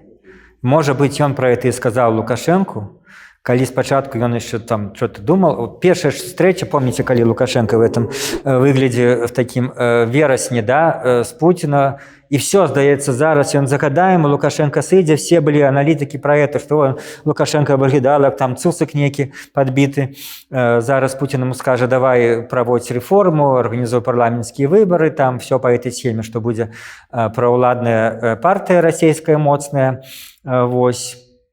Але, можа быць, і нават былі заявы Лаврова, которые там пра гэта сведчылі, што вот мы дамовілись, што Беларусі будзе дыалог з перспектывай транзіта ўлады. Вось. Але, можа быць, мы все не так разумелі. Можа быць, не мелі на ўвазе, што дыалог это давай, там, типа, затыкай, закрывай праблему, ему удалось закрыть. Альбо, можа, это, ну, калі тебе удастся закрыть праблему, мы тебя падтрымаем. Ну, не удастся, што ж, будзем шукаць ці альтэрнатыву. А можа быць, сапраўды, як многія зараз схільныя лічыць, што ўжо тады Путін меў на ўвазе Украіну, і дзе-небудзь не на першай той сустрэчы, а далей, ну, от ён сказаў, што ну, я тебя падтрымаю, можаш заставацца пры ўладзе, але за гэта ты дапаможаш з Украінай. Як вы лічыце, ёсць тэйк, што Лукашенко, яго зараз асноўная задача гэта спрасціць грамадства. Як лічыце, наколькі гэта адпавядае рэчаіснасці? Ну, это, конечно, гэта адпавядае, паколькі, ну, любыя, будем казаць, дыктатары, аўтарытарныя кіраўнікі хацелі б мець такую задачу. Чым складаней грамадства, тым складаней ім кіраваць. Трэба ўлічваць розныя інтарэсы, трэба ўлічваць розныя падыходы, адгукацца на іх. А вось калі яно простае, калі яно аднароднае, калі яно герметычнае, то тут толькі переламіць трэба і весці куды трэба. І не даць нахіліць, да? Да. Але я б тут нават сказала іншае, больш жорстка. Гэтая ўлада, яна змагаецца нават не за пазіцыяй, а я просто вспоминаю, в сувязі з чым пісаў, памятаеце, была такая студэнтка, якая на выпускным вечары яна выказвалась пра сваіх выкладчыкаў, І падзякувала Максиму Знаку. І іншым, да. Не так давно яна сидела і вийшла на Ее посадили, да. І ви сказали, що режим не змагається за позиції. О, Боже, да. Яны змагаються супроць любых прояваў добрых і прыстойных пачуццяў у прынцыпе. Так. Яны змагаюцца за расчалавечванне чалавека. Так, это ёсць. Разумееце, што чым была наша, ну, умовно скажем, наш 20-й год, да, там, назовем рэвалюцыя, маральная хаця бы, то гэта было, пачалося нават з ковіда. Это праява солідарнасці, дапамогі адзін адному, праява такіх фактараў дапамогі без дзяржавы, в бок ад дзяржавы. З чым дзяржава не справлялась, людзі самі сталі спраўляцца. І гэта праява лепшых праяваў людзей, солідарнасці, дапамогі іншым, без всякай сваёй асабістай зацікаўленасці. Просто. І вось это самае страшнае, што да рэжыма. Бачым зараз, што там з чым змагаецца, там, Зарёнак, жоўтыя слівы. Только яны бачаць нешта хорошае, яны хочуць это знеславіць, яны хочуць гэта апарочыць, яны хочуць гэта, ну, неяк прывесці да нейкіх банальных матываў, што паўсюль там грошы, паўсюль там, знаете, жаданне нешта ухапіць, там где-то стаць над кімсьці, кагосьці выгнаць, то бок яны свой лад жыцця пераносяць вот на апазіцыю, то есть по себе меркуюць, так? Ну і плюс гэта свядомая палітыка, паколькі трэба паказаць, што, ведаеце, як расійская пропаганда вот все жыццё, апошнія там гады, яна ж не доказывае, што мы России такие хорошие и светлые. Яна ж весь яе прынцып, ну ладно, мы говно, но и там говно на Заходе, там все то же самое. Как это там классика, правды нет, там, не там, не там. И вось яны на гэтым пабудаваны, все эти Соловьёвы, доказываючы, что, ну ладно, мы не идеальные, мы такие низкие, подлые, але же на вашем Заходе еще больше подлые и низкие. И вот гэтая все беларуская пропаганда переносит на это. И сапраўды, калі яны арыштоўваюць дзяўчынку, якая сказала доброе слово про своих выкладчыкаў, калі яны посадили людей, которые дапамагалі фінансава іншым людям, гэта ж, ну, не змаганне за пазіцыі, это ж ад таго ім не стане, гэта змаганне вот з такім ладам жыцця, в якім людзі дапамагаюць адзін адному, у якім яны будуюць паралельныя структуры, которые могуць існаваць без дыктатара, без загаду, якія могуць жыць у згодзе з сабой, дзякуючы сваёй взаемадапамозе, салідарнасці. Тлумачце мне, калі ласка, ваш тейк Пра Шуневіча. Вось вы сказалі, што гэта проста калі ён пачаў казаць, што давайте зуброў будзем забіваць, што давайте буслоў будзем забіваць, што чырвоная кніга гэта нейкі анахранізм, і вы выказалі думку, што гэта просто вось такі чалавек без душы. А яны все там такія? Ну, конечно, нет, не обовязково. Ну, это сапраўды некие такие уже эзотеричные понятия, душа, про которую я не хотел бы говорить. Окей, давайте заменим душу эмпатыі, просто, ну, разуменнем, што как бы ты хочаш убіваць буслоў і зуброў, гэта азначае, што тебе насраць, што будзе пасля з гэтай краіны, як варыянт. І тое, што ну, не толькі людзьмі гэтая краіна, што ёсць яшчэ і нейкія іншыя рэчы, прырода, ёсць, не ведаю, там жывёлы зноў ж такі. В силовиках два типа людей. Первый в меньшей ступени – это идейные садисты. Другое в большей ступени – это люди, которые готовы, ну, скажем, робить все, что им кажуть, выконваць любы загад, будуць перакладваць паперкі на тое, што кагосьці затрымаць там на 15 суток, а трэба будуць перакладваць паперкі, кагосьці адправіць там концлагер ці там в печкі, ці расстраляць, ім это все роўна. Это люди, вот без гэтага, што мы не хочам пажываць слова там душы, без эмпатыі, но гэта сапраўды пасля нейкага моманту працы, там, не знаю, колькі гадоў там можна адмерваць, но в цяперашніх умовах яны губляюць, ну, прафесійная такая адбываецца дэфармацыя альбо деградацыя, якое лепшае слово, да, калі яны губляюць нейкія чалавечыя якасці на самой справе. Пришел 20-й, где им сказали, иногда не до законов, а ведаете, в житті опускаться намного простее человеку, чем подниматься. Мы знаем все это, сусветная литература, там такие речи, как там война, коли человек вельми хутка, как кажуть мысляры розных стагоддзяў, губляя свое цивилизованное обличье, то тут у нас, ну вот на фоне войны с народом, им сказали, да-да-да, губляйте, это витается.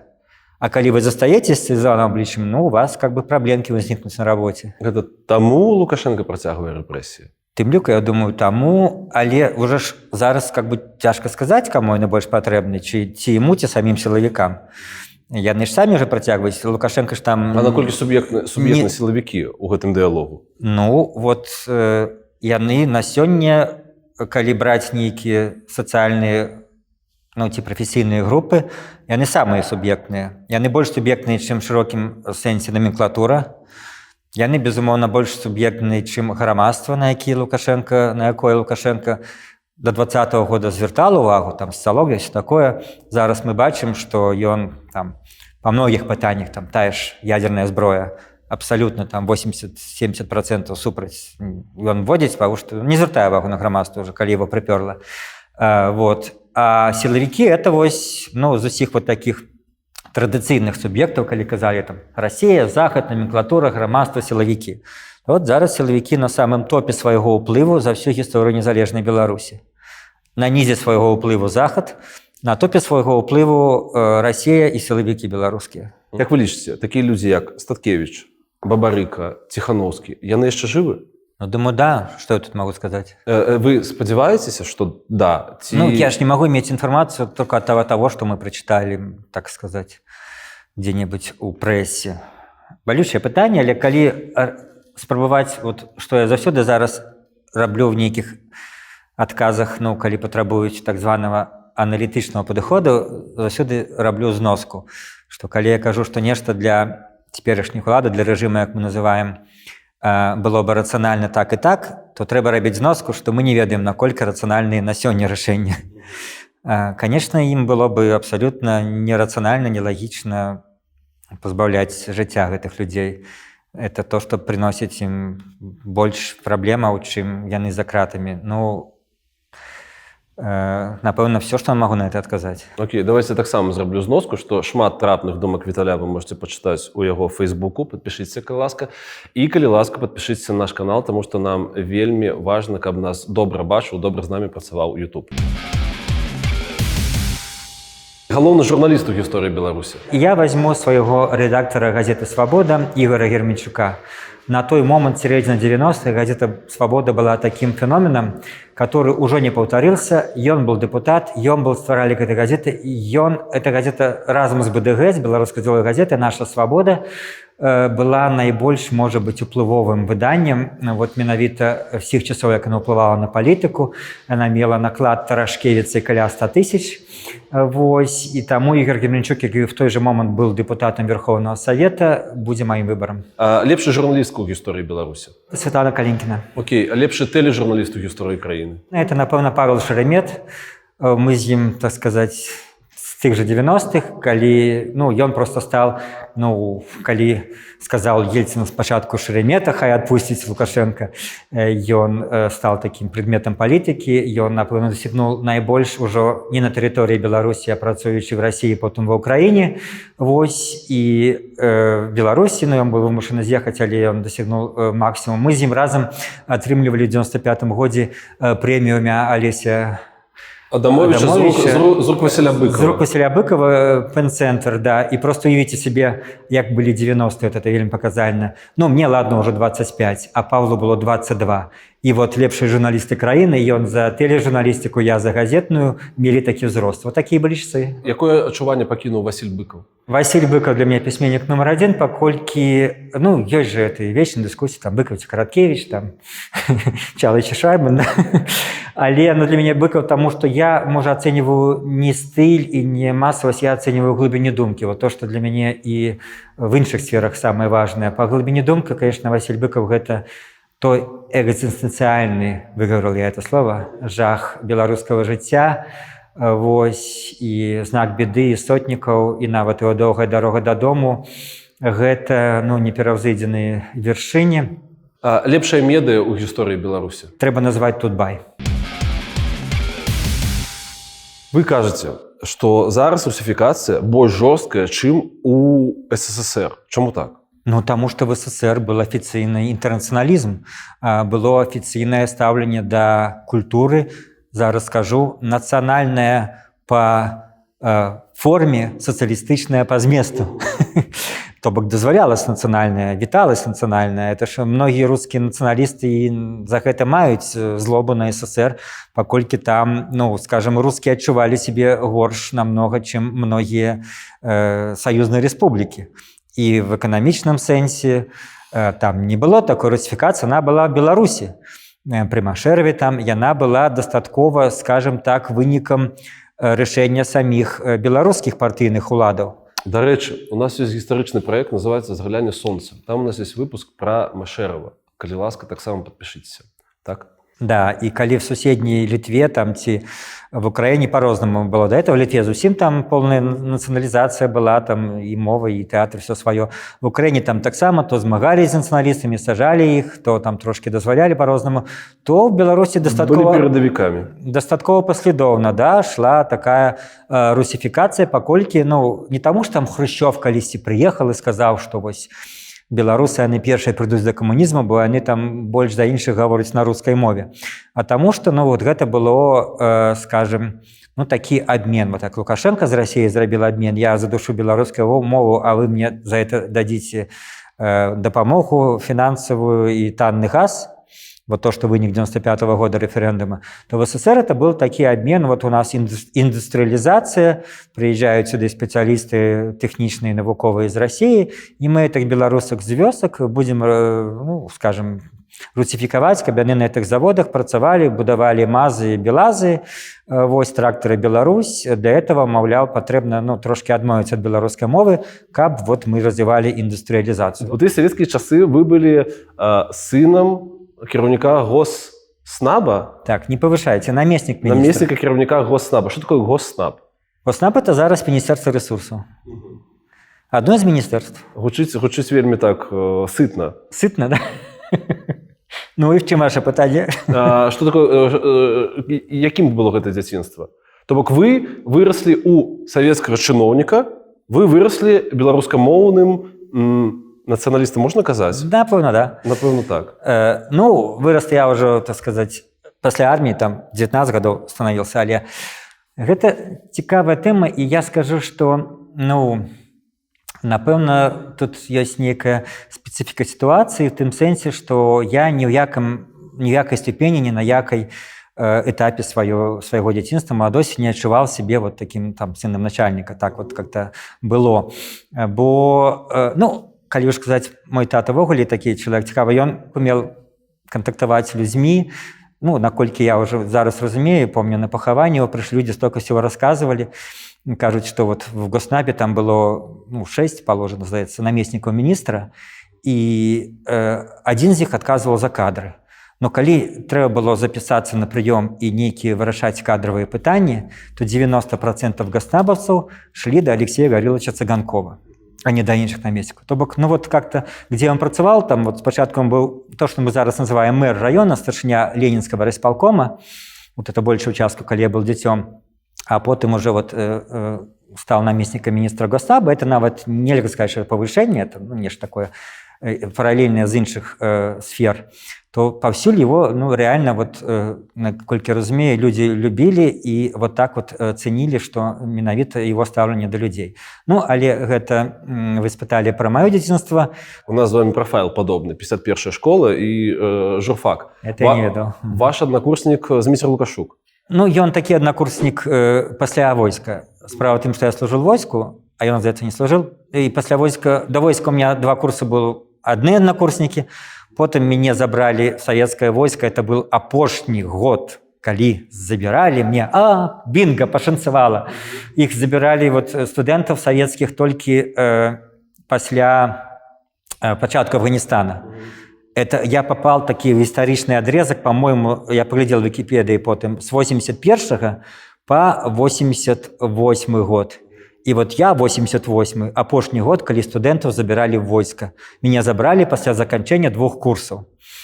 Студэнт журфак другакурснік, калі ласка, ідзі служы в савецкае войска. И тут в этом я еще мне не пашанцавала, что я так нарадзіўся, был апошнім, а з другого боку мне пашанцавала, я не служил положенные 2 гады, паколькі в 89-м, калі уже шла перебудова, то Горбачев принял указ, что всех студентов с войска демобилизуют. И я стою на посту, и мне кажут, там, типа, Виталий, у тебя дембель. Слушайте, вы задолбали меня уже мучиться мне приколами. А меня там, я весь час там, у меня залеты были, там, я эту антисоветскую газету написал в войску, меня там карали весь час там, и меня там пропесочивали, что вот как тут такие вот, так сказать, служить антисоветчик. И это, думаю, снова прикалываются. А потом, покуль не пришел реально командир части, сквозь зубы, мне про это не рассказал, что вот есть такие указ, и что я сам правда дембель. Это было невероятно. Вы вернуліся з арміі беларускамоўным. А вы на сённяшні момант уяўляеце сабе цалкам беларускамоўную Беларусь? Все, магчыма. Тэарэтычна так. Тэарэтычна так, але, конечно, скажем так, не при нашем жыцці, что нават при перамозе дэмакратыі, ну, для гэтага спатрэбяцца дзесяцігоддзі. Ну, дарэчы, што мы такое маем на ўвазе пад цалкам беларускамоўнай? Это ж не маецца на ўвазе, што чалавек гаворыць толькі на нейкай адной мове. Не, это маецца на ўвазе, што... Хутчэй, як сённяшнюю, ну, умоўна скажем, Літве, дзе людзі ведаюць літоўскую, і многія, асабліва бліжэй да Беларусі, там, в Віленскім раёне, рускую і польскую некаторыя, і вельмі многія англійскую. Вось такую Беларусь уяўляе. Да, чым больш, тым лепей. Я за гэта. Пры гэтым проста не трэба зневажаць сваю асноўную, как бы, мову. Конечно. Пытанне ж не ў тым, што, как бы, говорит, пытанне ў тым, што вот, каб як мага больш грамадзян Беларусі валодалі і свабодна маглі гаварыць беларускай мовай. Гэта, ну да, гэта спатрэбіцца дзесяцігоддзе. Кніга, якая, па вашаму меркаванню, найбольш характарызуе Беларусь? «Дзве душы» Гарэцкага. Галоўны беларус у гісторыі краіны? Скажу Францыска Рына. Гэта самая ўдобаварымая кандыдатура. Галоўны гурт у гісторыі нашай краіны? Сыночак мне не даруе, але пры ўсёй маёй любові да НРМ я назову песняры. Па тым, што яны зрабілі для фармавання іміджу Беларусі в СССР, што беларусы ёсць, што іх свая культура, што гэта колькі ты жывеш і в іншых краінах, в Украіне, в Расіі, сустракаеш людзей, которые ведалі нас, дзякуючы песнярам, нашу культуру, нашу мову, то, конечно, НРМ гэта рэч в себе внутры Беларусі, а песняры то, што выйшла за межы Беларусі. Песня, якую вы бы параілі кожнаму беларусу? Маё каханне, я колькі не слухаю, мяне могуць слёзы прадзірацца не только таму, што это пра каханне, это пра філасофскае стаўленне да людзей. Месца, якое варта ўбачыць кожнаму беларусу? Гэта касцёл ў Гірвятах. Самае прыгожае месца ў Беларусі? Тут ну столькі всего турыстычна прыгожага, я скажу, трэба ж нешта асабіста включаць. Гэта моя вёска Сураж, ну сам ты мінчанін, мои бацькі з Суража, гэта Віцебскі раён, і там Двіна рака. І вот вы видите, пасярэдзіне гэтай Двіны ёсць такі астравок, трэба трошки адплыць ад Суража, і там такі песочек. Мы назвали это, калі семью, я уже привез семью позднее к дорослым, это же белорусские Мальдивы. Песочек абсолютно желтенький, ты на им лежишь, там довольно много его, и побач тече такая празрыстая водичка пасярод Двіны. Ведаеце, в белорусских реках не заўсёды там глинистый бывае аваход, не часто песочек. А тут песочек пасярод реки, островок, это вось гэта место для меня. Падзея, якой варта ганарыцца кожнаму беларусу? Кожнаму беларусу. Я скажу зараз спрэчную рэч, але варта ганарыцца перш за ўсё 91-м годам, набыццём незалежнасці, бо ўсё магло быць па-іншаму. І 20-м годам, паколькі, не гледзячы на пакуль канчатковы вынік, 20-й год – это не канчатковы вынік, это пачатак больш доўгага працэсу. Лепшае месца ў Мінску, праз тое, што вы ўсё ж такі мінчук. Так, і тут я таксама буду апірацца на свае нейкія дзіцячыя, хутчэй уже моладзевыя ўспаміны, калі мы там з сябрамі збірались там школьнымі сябрамі і хадзілі шукаць прыгодаў вот в гэтым адрэзку там ад плошчы Перамогі до Якуба Коласа, до Акадэміі навук. І мы хадзілі, значит, Брыганціна, потым Паляўнічы, потым на Ростанях, потым Бульбяная, куды прыйсці, кого бы зняць, где паесці. Не заўсёды это заканчивалось, што маглі, але чаму я называю, што ніводнай гэтых назваў зараз няма. Видите, якія прыгожыя былі назвы беларускіх кафе, і гэтый вот квадратик, які мы найбольш любілі гуляць. Жыццё маліна? Жыццё, безумоўна, маліна. Спачатку шыпы, ты колешься, але потым такая сладасць, такая радасць і такі эндорфін, калі ты все-таки до гэтага дабіраешься. Вельмі добра, што мы скончылі на сладасці і радасці. Это круто. Вялікі дзякуй, што глядзелі гэта відэа да канца. Вялікая просьба, падпішыцца, калі ласка, на канал Белсат і на перадачу «Двубой», якую робіць Віталь Цыганкоў. Таксама вялікая просьба падпісацца на наш гістарычны канал, які называецца «Загляне сонца», і на наш асноўны канал, на якім вы зараз знаходзіцеся. Слава Украіне! Жыве Беларусь! Разыходзімся!